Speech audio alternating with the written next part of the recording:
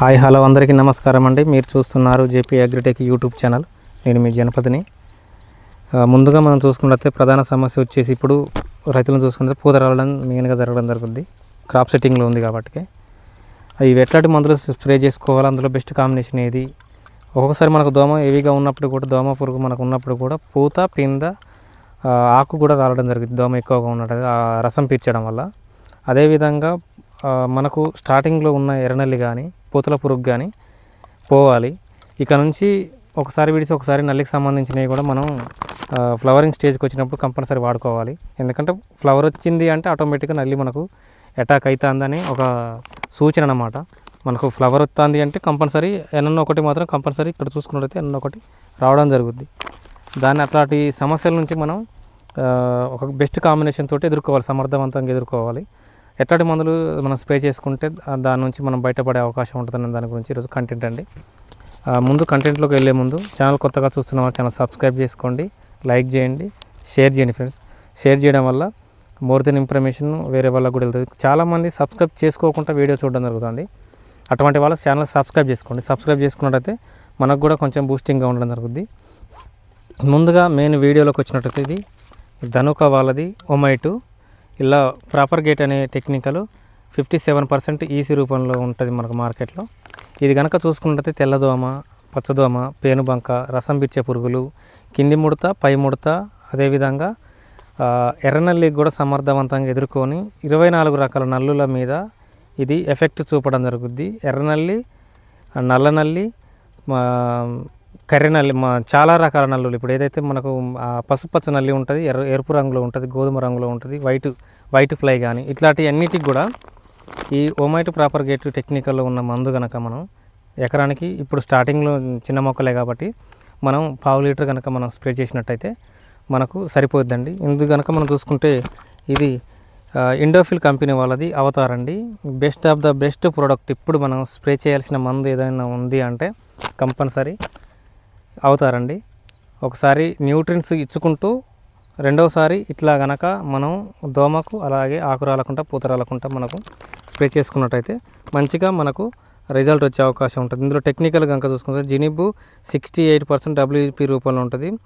హెక్సికొనాజోల్ అనేది 4% ఉంటుందండి ఇందులో. ఇవి కనుక రెండు టెక్నికల్లో ఇది ఉంది, ఒక టెక్నికల్లో ఇది ఉంది. ఇది 1/2 లీటరు, ఇది 1/2 kg. ఇవి కనుక స్ప్రే చేసుకున్నట్టయితే ఇది మాత్రం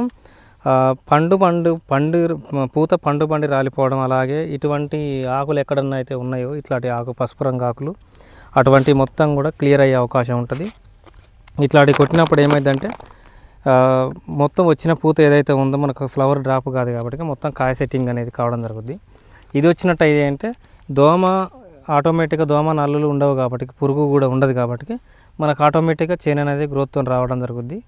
ఈ రెండింటి కాంబినేషన్లో కనుక స్ప్రే చేసుకొని అగైన్ మళ్ళీ నెక్స్ట్ టైంలో కనుక న్యూట్రిన్స్ కనుక ఇచ్చుకుంటూ ఇట్లా కనుక ఫాలో అవ్వకుండా ఒక స్టేజ్లో కనుక మనం చేరుని ఒక స్టేజ్లో కనుక తీసుకుపోయినట్టయితే మనకు మంచి బెస్ట్ రిజల్ట్ వచ్చే అవకాశం ఉంటుంది. దీంతో పాటు 13045 అనేది ఇప్పుడు ఈ స్టేజ్లో 2 నెలలు ఎవరైతే దాటిన చేనులు ఎవరైతే ఉన్నాయో 13045 అనే వాటర్ సాల్యుబుల్ మందు అనేది మాత్రం డ్రిప్లో మాత్రం 5 నుంచి 7 kg లోపు కంపల్సరీ ఒక ఎకరాకు వచ్చేసి 5 kg నుంచి 7 kg వరకు ఆయా చేను ఏజ్ని బట్టి కనుక మనం కింద ఇచ్చుకున్నట్టయితే, కింద వాటర్ సాల్యుబుల్ రూపంలో ఈ డ్రిప్కి ఇచ్చుకున్నట్టయితే పూతలు అనేది ఎక్కువ రావడం జరుగుద్ది. ఎక్కువ అంటే ఆడపూతలు ఎక్కువ రావడం జరుగుద్ది. దాని ద్వారా మనకు కాయ అనేది దిగుబడి ఎక్కువ రావడం జరుగుద్ది.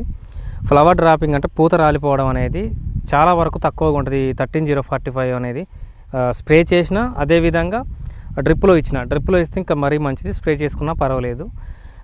మామూలుగా వేసుకున్న రైతులైతే మాత్రం, నేల మీద వేసుకున్న రైతులైతే మాత్రం కంపల్సరీ స్ప్రే చేసుకోండి. ఇట్లా పేపర్ మీద మల్చింగ్ షీట్ తోటి వేసుకున్న రైతులు ప్రతి ఒక్కరు కూడా డ్రిప్లో ఇచ్చినట్టయితే బెస్ట్ రిజల్ట్ వచ్చే అవకాశం ఉంటుంది. తద్వారా మనకు దిగుబడి అనేది పెరగడం జరుగుద్ది. ఎక్కువ పెంచడం కాదండి, చేను పెంచడం అంటే ఇంత ఎత్తు పెంచడం కాదు. దాన్ని పెంచిన కాడికి మనం కాయ పడేసుకోవడమే చూడాలి ఫస్ట్ ఆఫ్ ఆల్. ఎప్పుడో ఇంకా పెంచుదాంలే, ఇంకా పెరిగినాక ఒకేసారి పడుతుంది కదా 20 క్వింటాలు, 25 క్వింటాలు, 10 క్వింటాలు, 15 క్వింటాలు పడద్దన్న థాట్ మాత్రం రైతులు మర్చిపోండి. పెరిగినంత వరకు మనకు మోకాలు దాటి ఎప్పుడు ఈ స్టేజ్కి వస్తుందో కంపల్సరీ అక్కడ ఖరాబ్ పడాలి. మన దరిద్రానికో అదృష్టానికో కొంచెం పెరిగినాక మబ్బు కానీ ఇట్లా వర్షం కానీ పడినట్టయితే ఫ్లవర్ డ్రాప్ కావడం జరుగుద్ది. అధికంగా మనకు మంచు పడినా కానీ ఫ్లవర్ డ్రాపింగ్ అనేది ఎక్కువ ఉంటుంది ఇప్పుడున్న సిచ్యువేషన్ను బట్టి. ఇవన్నీ రైతన్నలు దృష్టిలో పెట్టుకొని కనుక మన వీడియోలు ఫాలో అవుతూ నేను చెప్పిన టెక్నికల్లో కనుక మీరు స్ప్రే చేసినట్టయితే కంపల్సరీ మీకు మంచి రిజల్ట్ వచ్చే అవకాశం ఉంటుంది. ఎప్పటికప్పుడు మనం క్రాప్ సెట్టింగ్ వరకు చూసుకోవాలి. ఎందుకంటే ఇంకా ఇంకొక నెల పోయినట్టయితే వచ్చేది ఆల్మోస్ట్ జనవరి కానుండి చాలా వరకు ఇప్పటికే చాలా ఏరియాలో నల్లి అటాక్ కావడం జరిగింది.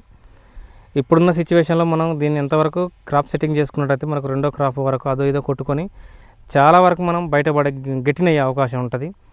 అది కాకుండా ఇంకా పెంచుదాం అనుకునేసరికి నల్లి అటాక్ అయిందనుకో మనకు చాలా వరకు నష్టమే జరుగుద్ది. నల్లి పడ్డప్పుడు ఆల్మోస్ట్ 30-40% ఫ్లవర్ డ్రాపింగ్ అనేది ఎక్కువగా ఉంటుంది నల్లి పీల్చడం వల్ల.